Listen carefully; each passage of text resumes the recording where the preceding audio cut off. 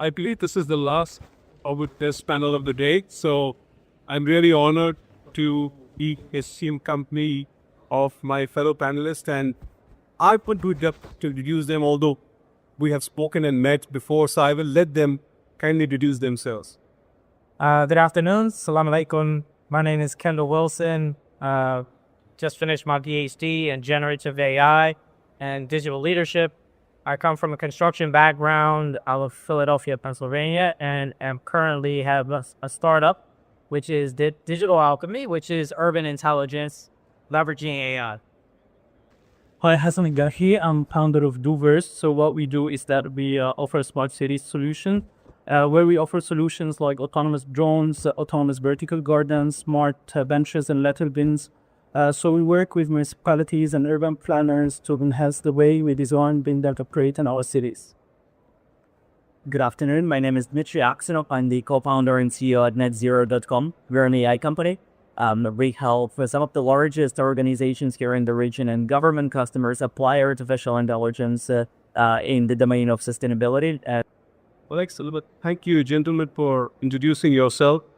And we're going to be discussing a very interesting topic in terms of how can AI be used to sustainably build real assets.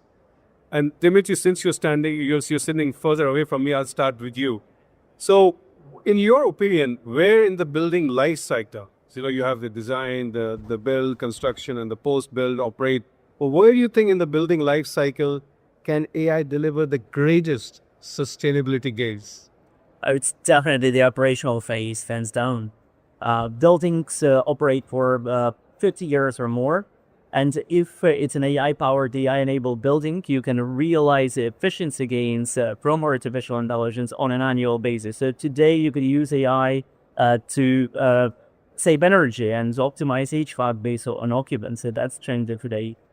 Tomorrow it can be using AI to smart energy procurement. Then it can be using AI to optimize the efficiency and productivity of people inside those buildings. So year by year, as technology matures, you're going to continuously realize efficiency gains, and that compounds, and that creates meaningful, measurable impact both on the sustainability of the building, but also on the cost and expenses that are involved in operating a building. Well, I would disagree with you. I mean, the amount of impact AI can generate is huge. So I'd like to ask Hassan, since you're an expert in this area, how early do you think should AI-driven design tools be introduced meaningfully so you can influence the outcomes across, energy, power, water, carbon, etc.? So definitely as soon as the project starts, and then as early as possible, and then you should start implementing it throughout the whole life cycle of the project. So starting from the planning phase, design phase, construction phase, we saw the previous presentation was an excellent demonstration on how to utilize it in the construction phase, as well as even after handing over the project, because you got to monitor these tools, see how effective they are, and then you need to modify and enhance these tools. I actually have an approach to this. I like to call it a 3-pillar approach. So the 3 pillars are technology, data, and decisions. So obviously you got to get it right in the first place. Yes. So there is a wide range of technologies, AI-driven design technologies in the market. So you got to select the right technologies that would work for your project and use case. And it's not necessarily that the current option for trending technologies are the ones that are right for your project. So if you're not confident enough to do this selection, hire some expert who can assist you with this, because again, you got to get it right in the first place. And then the data, you got to first define the outcomes needed from these data, the right data sets, whether it's historical data, predicted data, or refined data. And then the decisions, because without execution, I've seen many projects with greens about AI and stuff, but they don't actually execute that because they didn't get the first 2 pillars right. So the short answer is that definitely as soon as the project starts. You touched on a very important expert about getting the right experts. So I'd like, Dr. Wilson, your views on how does AI and automation change the collaboration that you need between architects, engineers, developers, and operators? I think so. One of the key tools when we talk about when we're going to implement AI, we need to first understand what types of AI we're going to implement. Are we going to use LLMs, SLMs, generative AI? So we need to look at our processes and procedures and then put them into buckets, and then look at what tasks are somewhat repetitive, or tasks that we want to run scenarios on.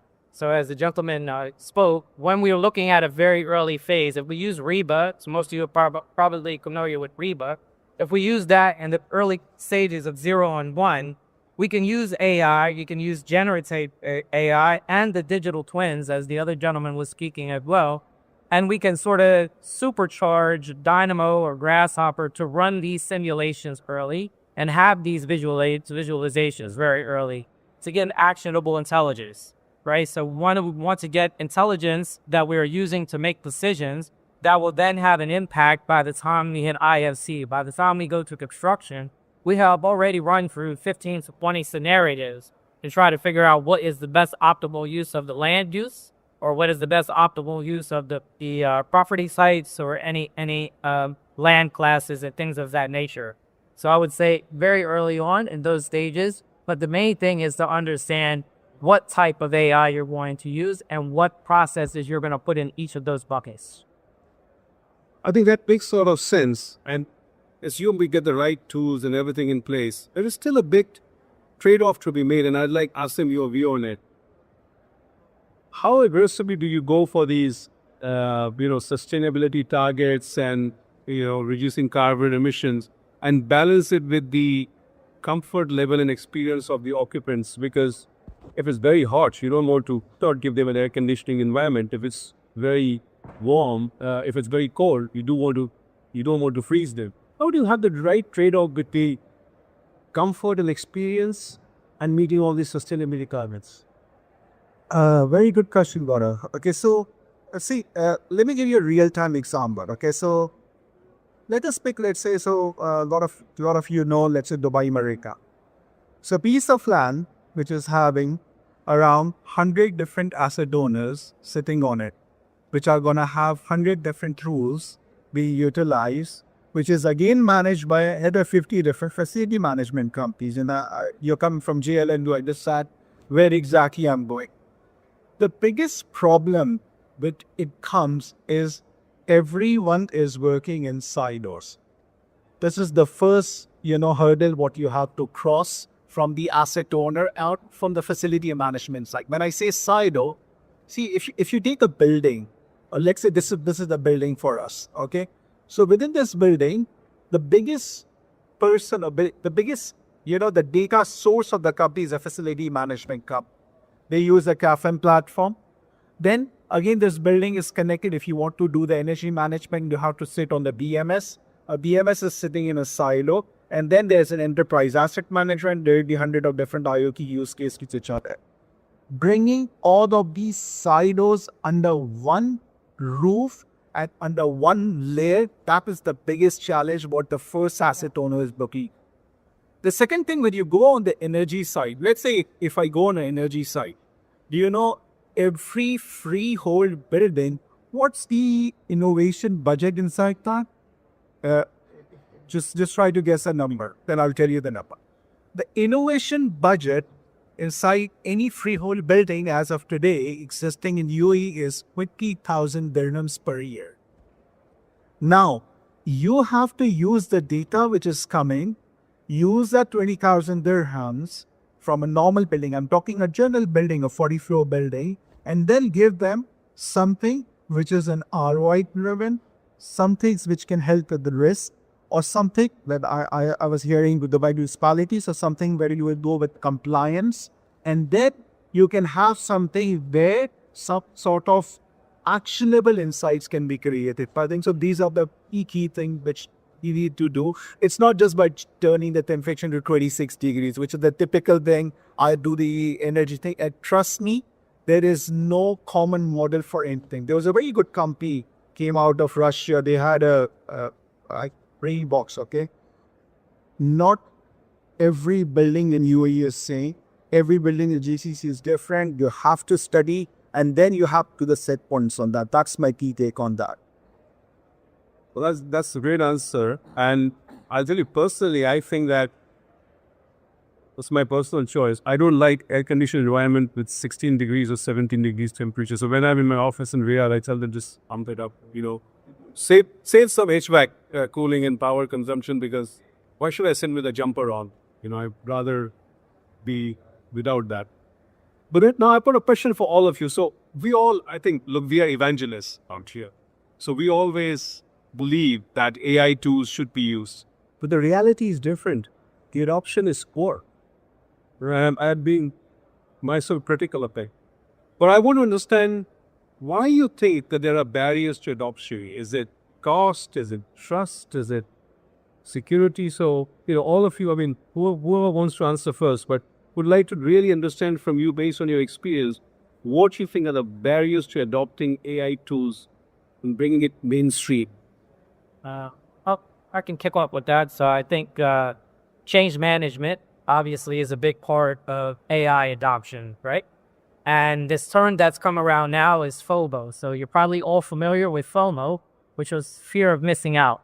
When you introduce artificial intelligence into any company, or you're trying to inject into any process, you will run into FOMO, which is fear of becoming obsolete. So immediately individuals will be concerned that whatever you're injecting, that AI is meant to replace them at some point. So you have to deal with that up front. That's going to be one of your biggest barriers. So you can't use regular change management process. The second color of that to me is 70-30%. 70% EQ, 30% IQ. It's going to be how you approach the individuals, what your change management looks like, how your personality is. Are you condescending? Are you talking at them? Or are you talking to them? Are you taking them on a journey, or are you forcing them to come into your world? So you have to look at these as well. The last little bit of that, it comes out of the war colleges, is VACU, which is a change management process from the war colleges in the 1970s, early 80s. Volatility, ambiguity, complexity, and uncertainty.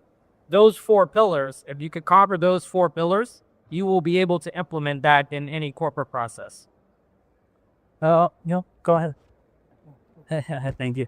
I think Asim, you were so spot on with the innovation budget, and that's the biggest threat for AI adoption. Because whenever a conservative company hears AI, they're like, okay, that goes into 20,000 dirham innovation budget. So the challenge is, how do you graduate from this innovation budget to become a proper line on the a proper budget line, proper CapEx line and OpEx line? I think building a credible, defensible ROI is the answer to that. But being stuck in that innovation budget is the biggest challenge. And that's a great question. Yeah, I was about to say, I think one of the key barriers is the lack of knowledge and lack of trust as well. Obviously, if you're already in the industry, that's not the case. But in many cases, like end users, clients, and governments, people who are dealing with this kind of projects, they have sort of a lack of knowledge and lack of trusting that these tools would be effective in their use case. And then they come up with like a dreamy AI, tender document or something, and then they say it's not meeting our budget or stuff like that. So the lack of trusting, I won't carry that much. I'm not trusting that this would work, is one of the key barriers. So it's back to what I was saying earlier. You got to do the selection right and hire the right experts to actually tell you what would fit within your budget and would be effective to your project and use case. I think so. One of the key things where the adoption challenges are is everything on one go. So that's always a very, very big issue. Budgets, of course, play a very big role in the decision making. You have to work with both stakeholders, but if from the asset owner side, if you can really define a proper roadmap rather than throwing everything on one day, if you can design a roadmap with them for 3 years, 5 years, and 10 years, I think so that's where the attention of asset owner is going to happen. Nothing is going to happen overnight. If you see the AI as Gaurav was saying in his seat, and I love it, that he's he's a strict believer in AI. AI is gonna work. But see, if you go today, 140 gigawatt of global capacity of data center is there. 97% of the data centers are booked. But individual server usage is only 12 to 13% as of today. The people who have taken the infrastructure are still not using that infrastructure. Data is there. They just need the right algorithms. That's for all the startups and everyone coming. But if the algorithm can drive the ROI towards energy, that's the first thing they will do, because 3 to 4% of the whole operational process, if you will take around, like say, if you take a hospital, that's the energy bill around that. And as Gaurav said, just decrease your temperature from 22 to 23, you immediately save around 11% of energy bills. So I like the savings bit. Because whilst I run data center and AI business, I have a finance background. So the first thing I always like is to see the money. So maybe Dimitri, I'll give you this challenge. Have you actually really seen sustainability save cost, or at least make it cost neutral? Because a lot of developers are worried that sustainability is going to add another price tag. Absolutely. Making sustainability profitable is one of our taglines, and we typically sell to CFOs, not to the sustainability teams. And whenever we start a new project or onboard a new client, we start from building a business case and building a fair ROI. So there are usually a few different layers to that. There is the kind of easy wins, quick wins, which is using AI to optimize HVAC, using AI to save a little bit of energy by eliminating waste, so switching off from ACs during nighttime, for example, or correlating good weather. But that pretty much pays off for the system. It gets so much more interesting when you go one layer deeper. So when you go into predictive maintenance, if you put all of those sensors for sustainability purposes, you can also extract value from those sensors for preventing the faults, which could save millions. When you go and look into the increase in the value of real estate, it becomes an incredibly compelling ROI story. Especially in Europe and Germany, I think there is about a 50% premium on the rental prices for buildings which are green, which are certified. So that feeds all into the ROI case and business case. And we've seen that you're able to 10x investment quite easily and quite reliably with today's costs of deploying AI and the benefits that it can bring. Well, what to that? So when we have a follow-up discussion, apart from looking at a technology platform, I'll be looking at the Excel sheet as well. Now, but Dr. Wilson, keen to get your views on this one. I mean, it does still feel that sustainability is something niche. It's not standard. It's not in the DMA. So what do you think will be the mindset shift which will be required to actually make it mainstream? And just, we talked about REBA, for example, right? How do you embed it as something which is, you don't have to even think or debate about? I mean, I'm surprised if we're on this panel debating and not throwing these rocks at you guys, or you're answering very well. But what do you think will be required to make it more mainstream? I think it's a cultural shift within society itself. All right, so I'll give a very brief story. When I lived in Denmark, I used to get up, and I still get up and go to the gym 4:35 a.m. I was sitting outside of the gym at about 6 a.m. after my workout, and I was drinking my protein shake. I had a young lady walk up to my car, knock on the window. Now, mind you, it's about 6 a.m. in the morning. It's still dark out. It's rainy. I'm from Philadelphia, so my first instinct is to drive off because I'm thinking maybe something's wrong. However, I'm in Denmark, which is quite shaky. My car was idling, right? So she knocked on the window. I rolled the window down, and she said, "Don't you love her?" And I said, "I'm sorry, I don't understand. Maybe you're off your meds, not sure what's going on." And she said, "Your car is idling. You're killing Mother Earth when you do that." Right? That means it baked into the culture, right? And this was a young lady at that time. So it's baked into the culture, and it's starting to come into UAE as well. We start to look at me as the Dhamma. We start to look at the overall vision of the leadership as well. It starts to come into the culture. You start to see more sustainability, We'll start to see more recycling initiatives. Once it's baked into the culture, then it will automatically pollinate itself within corporate culture as well. Because you will think about it not only as a goal for your company, but you'll also think of it as a goal for yourself and what you're passing on to the next generation as well.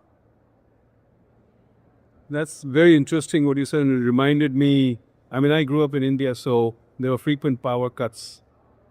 So just got into a habit of turning off the lights when you leave a room, and I still do that. But my kids, they hated when I nagged them for turning the switch off. They said, "How much is it going to cost?" I said, "Sure about cost. Just have a good habit to do that." Yeah, and then you look at it from a corporate perspective. It's the same mindset that be responsible and be frugal. That becomes important. So we talked a lot about cost, but reliability is key as well. And I'd probably, Hassan, like to get your opinion on how reliable you think is AI-generated designs, but there's also fear of hallucination, and we too see hallucinations, that happen. The AI is not perfect, and it will never be perfect. So how do you think how reliable they are, and what human checks are absolutely critical to ensure that you do proper quality assurance? So they are reliable to some extent, but I won't say they are fully reliable. The thing is that the human factor still has to be there. AI makes mistakes, and I think that the way the human mind think is very different from how AI operates. And this is a big discussion. Maybe we can leave it for another panel. What differentiates the human mind from the way AI works? But a little brief into this. There is an element of chaos in the thinking process of the human mind that will never be in an AI algorithm. An AI algorithm can replicate, can imitate the thinking process of humans, but I won't even say, you can either call it algorithm creativity or not, don't call it even creativity. So it still needs the human mind, that still needs high quality data. And in our industry, it's a pretty creative industry, either urban design, architecture, or interior design. So you need the creative part of the human mind. Plus, you cannot 100% rely on the outcomes of the current AI. No, I absolutely agree with you. That is absolutely key, to have the combination of AI tools and plus human intervention. But Asif, as you are generating these designs, you're also generating or creating a lot of data. Like in my earlier presentation, I talked about a data in a data center. How do you think that data can be recycled to further enhance quality of designs? Because I'm sure you learn every time you produce a design or you put it in production. How can that feedback loop be generated? Got a very, very good thing. 93 to 94% of, we all know, in fact, it's not me, it's Stanford or Harvard, one of the studies where all the LLMs or the AI projects or pilots have failed.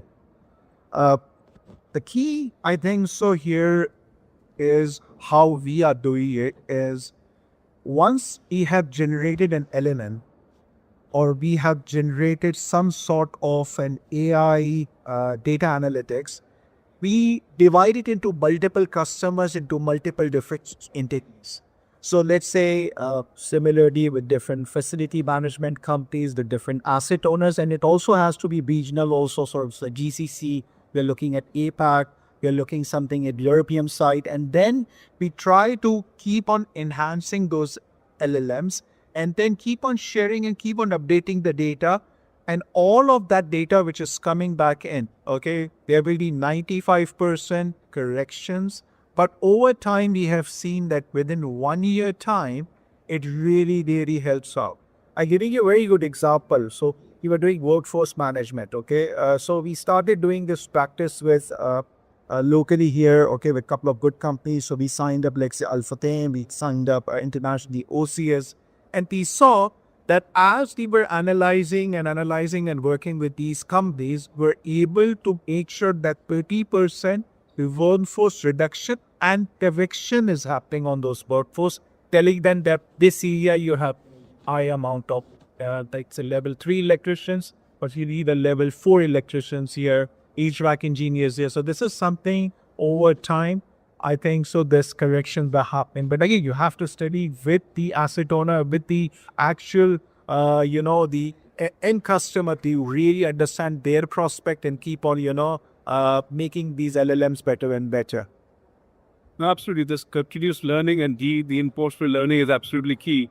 I mean, look, the five of us can talk to each other all day, all night as well. But I'd like to invite the very knowledgeable group we have in the audience to either share any views, give us any feedback, or ask us any questions. I mean, by the way, these four are going to answer the question. They're not me. So please feel free to.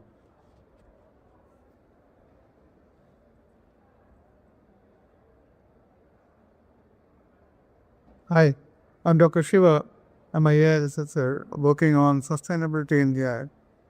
There's a questions to the entire panel. Like, have you, in your experience, has seen any effort to set MBOs for the CXOs on how the measurable MBOs, how they preparing to achieve sustainability through AI as a part of the CSR or whatever?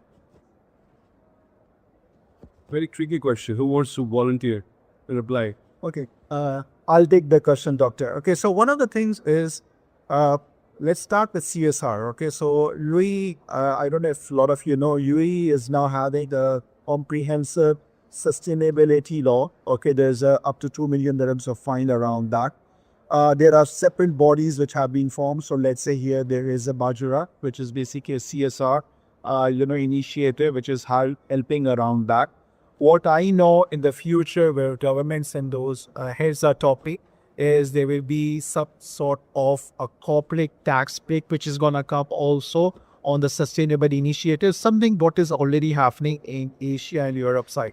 So yes, there is a lot of talks which are happening on top of that. Other people can continue on that. Yeah. Yes, probably if I may then focus the question, in particular with sustainability using AI. That's my question. Okay. So see again, AI will be the most comprehensive part driving the sustainability around that. Okay. So I gave you one good question. Okay. So I'll give you a live project. Okay. So one of the projects which you were doing was basically in a country where there is a huge water issues. You know, if you look at the first top 30 countries which are having the biggest water issues, you'll find 25 of those countries are giving water free to the to be citizens. Okay, we are being also part of it, Pakistan being part of it. Now, if you can just put pressure sensors on the infrastructure, you will immediately able to realize how the infrastructure is performing, where are the leaks, and that itself is worth one dam within first year itself, which is somewhere a $12 billion sale. Just by putting those sensors, you can have that network, you can lay it out in a fancy digital twin, or you can just have a report coming out from that. Then you can do metering on top of it. Here you go, 30%, 5 years, you have 5 to 6 gaps which can be synced. So AI, yes, plays a very, very big impact on that. Then individually, every corporate has its own responsibility. And I work with different corporates. So the top 50, let's say if you are a public listed company as of today, you have to do the sustainability report. And I see how everyone is using this a very specific software, which is known as an HSE software for the sustainability and energy. And I see how people are using towards that. I have seen Parsar reports, how they are coming out towards energy and the waste side. I have seen the Wassel reports, how they're coming out. I have seen internationally also LexisNexis, Dardi in Malaysia, how they're doing it. It's a pretty interesting fact how they're trying to leverage the data, take the data from those reports and use certain type of AI and try to ask people that can you write these algorithms on top. So for sure, I have seen those efforts from the asset owner. So there is a sustainability director in each and every organization thesis. I think so these gentlemen can add more on top of that. Yeah, I think a quick reality check for me. So even a big company, they would typically have a couple $1 million a year sustainability budget. That's it. That's not enough room to deploy a really impactful AI models. So to create impacts in enduring and sustainability, you need to build an ROI case and get out of this budget and to be relevant for the entire company, for the board or the CFO. And when you create this business case, when you show that a application of artificial intelligence can save you 10, 20, 30, $50 million a year, then it creates room to actually achieve impact, including the sustainability. So I think that's the most important first step, is to unlock the budget, unlock the route to play by showing significant value, and then maybe that's possible. Yeah, I could probably touch on that quickly as well. So another way to do that is, as he talked about, everything happens in silos. So you have smart cities here, you have digital twin here, and then you kind of have sustainability sitting over here. But if you start to ground yourself, ISO 37120, 37021, 37122. All right, these are all smart city key performance indicators that feed into sustainability, and then that feeds up into the UN SDGs as well. So if you layer those in, then it's automatically built into how you're going to plan that building or how you're going to plan that city. And it's also going to cascade down to the individual types of IoT sensors that you're going to use as well. So going back to those ISO standards and then having them cascade up and cascade down will help you with that overall process as well, and being able to sell that as far as to a corporate establishment. Any other last question or comment or feedback from anyone in the audience? Yes.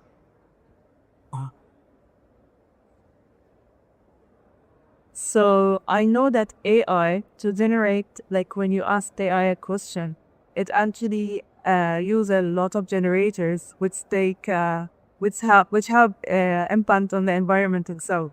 So how AI XM is sustainable? Is it?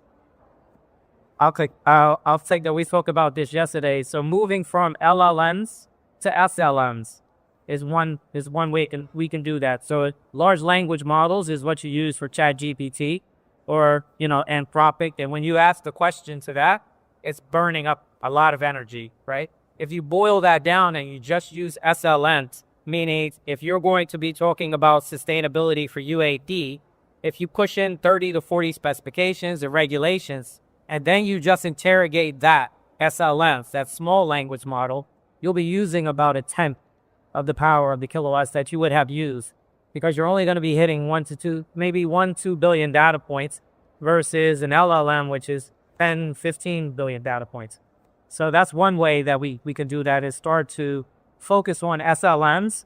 And also that's good for data sovereignty, because if you're within a particular company, you don't want your data moving across and training someone else's LLMs as well. And you don't necessarily want your data going out to Anthropic and ChatGPT. So you bring those SLMs in your own silo, then you have data sovereignty within your company as well. I think that's a valid point, and the reality is that not always you'll have a one-to-one relationship between you use AI and is AI saving something. Sometimes it could work, like you could use AI to find a shorter route, and yes, then the amount of energy being consumed for that AI could be offset by you, say, traveling a smaller distance. But it's not always going to be the case. But where the human race is today, we are going to consume AI in every walk of life. So the best is to make it as sustainable and as green as possible, and hopefully cause less damage as we, to the maximum extent we can. I think the honest and short answer is that AI is not sustainable. We should say that straightforward. It's not sustainable, and it's adding a huge burden in terms of energy consumption and greenhouse. Now you can offset that.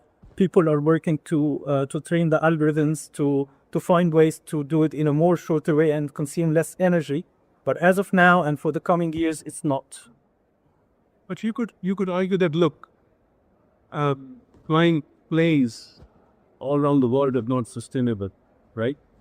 but we can't go back to 120 years ago where there was no aircrafts, right? So that's why I said the evolution of human beings is such that we will consume AI. We will. We gotta use it, but in terms of is it sustainable or no, as of now, it's not.